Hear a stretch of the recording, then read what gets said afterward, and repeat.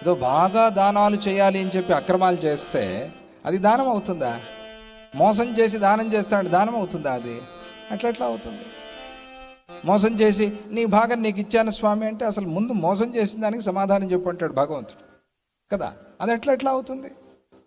ఆ లెక్క వేరే, ఈ లెక్క వేరే. నువ్వు కష్టపడి సంపాదించిన దాంట్లో కొంచెమైనా ఇవ్వు చాలు, సంతోషం, తృప్తి. నీ దగ్గర ఏం లేదు, ఒక దండం పెట్టు చాలు.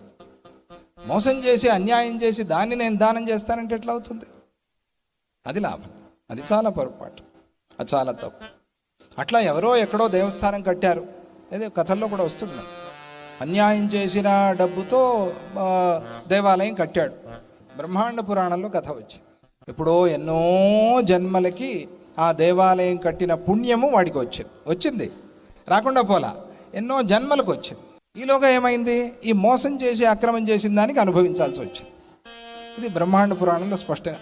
మరి దేవాలయం కదా అండి కట్టారు, మంచిదే కదా, పుణ్యం రావాలి కదా, వస్తుంది ఎప్పుడో ఎన్నో జన్మలకి. ఈలోగా పడే కష్టాలు. కాబట్టి నేను శ్రద్ధగా ధర్మంగా సంపాదించినవే నేను దానంగా తీసుకుంటా.